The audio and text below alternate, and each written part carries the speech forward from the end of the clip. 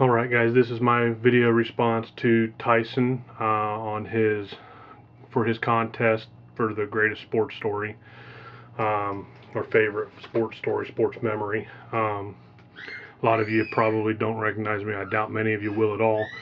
I'm kind of a lurker. I go by jhill55 in blog, and I've only made one video on YouTube. I don't really have much of a collection. Collected a lot in the dreaded late 80s, early 90s, a lot of football. Kind of got away from the hobby when I was in high school, was playing quite a bit of football, played college football. Didn't really get back into it, and here just about 3 or 4 months ago, stumbled on one of Chad True 17's videos on blog one night, and so I've just been kind of popping in and out. I've only gotten in a couple group breaks, so I'm not exactly what you would call an active member. I'm definitely more of a lurker. But this contest that Tyson decided to put on really caught my interest, and so I wanted to put in my favorite story. It's kind of two stories wrapped into one. My beloved Cincinnati Bengals, who have finally decided to play football, were once a very good football team in the late 80s. Of course, went to the Super Bowl in '88. Of course, losing to Joe Montana and the 49ers. The following year, 1989, I went to their minicamp at Wilmington College in Wilmington, Ohio, before it was in Kentucky. I think it was maybe the second or third time I've been to their minicamp.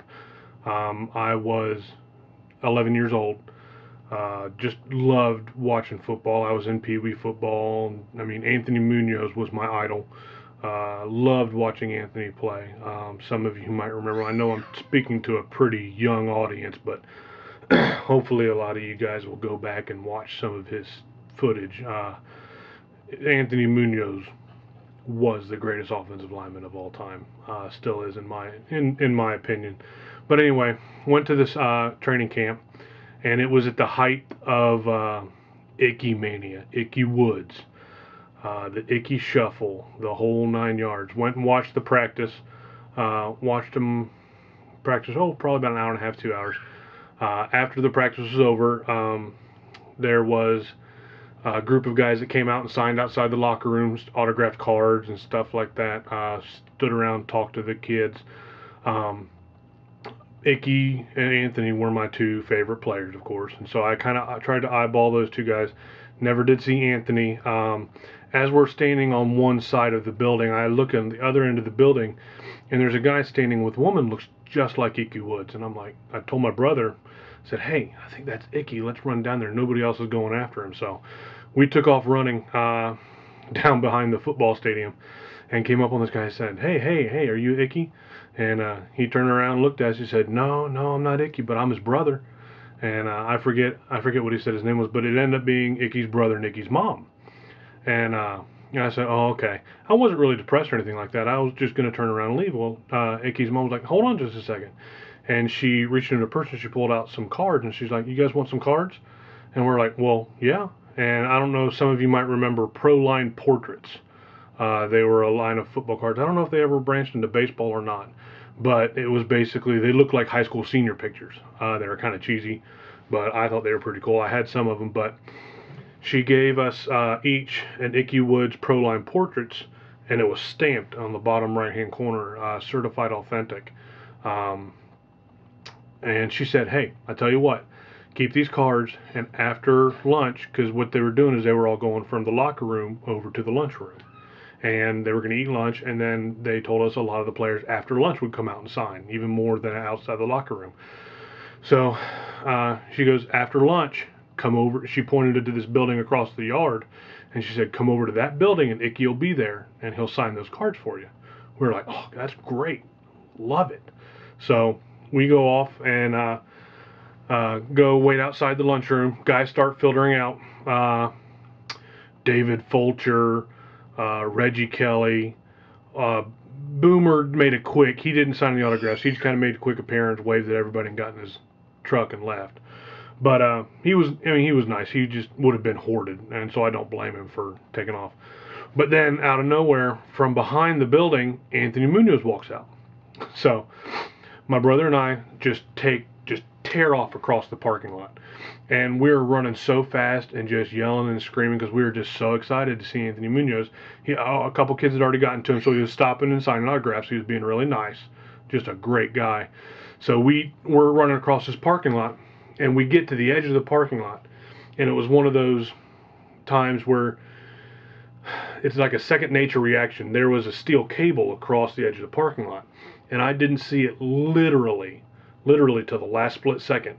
And I tried to jump, and my front foot cleared, my back foot clipped that cable, and I just started stumbling. I bet I stumbled at least 20 yards, and I could not catch my balance for anything. I'm surprised I didn't just bite it.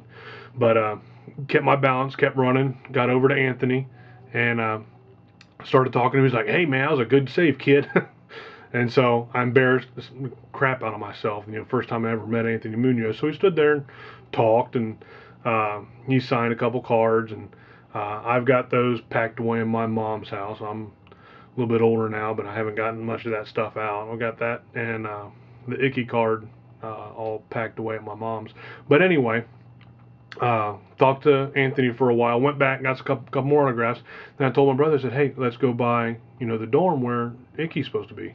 So we start walking, and it's kind of towards the parking lot, so we just said we'd walk by there on our way out to the car.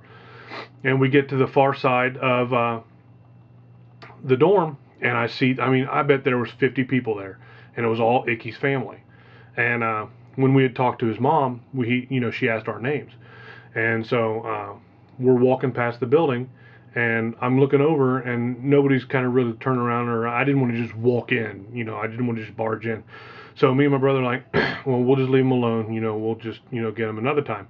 And so all of a sudden we start walking away, and I hear, "John, Charles, come here." We turn around, and it was Icky's mom. And so we ran over there, and the best 20 minutes I ever spent. Me and my brother stood there talking to Icky's family. He asked me about, me playing pee-wee football, and just the nicest guy in the world. Most approachable, had a long conversation. He ended up autographing that Proline Portraits card. Like I said, I've got it packed up. I'd at some point like to get it back out, but right now I'm not in that big of a hurry. It's a better memory than it is. It doesn't have really a whole lot of monetary value whatsoever, but it has a special place in my heart. So that's my submission for Tyson. Hopefully I'm not making this video too late and be able to get in on that contest. But hopefully you guys will be hearing from me a little bit more soon. We'll see you soon. J Hill 55. Done.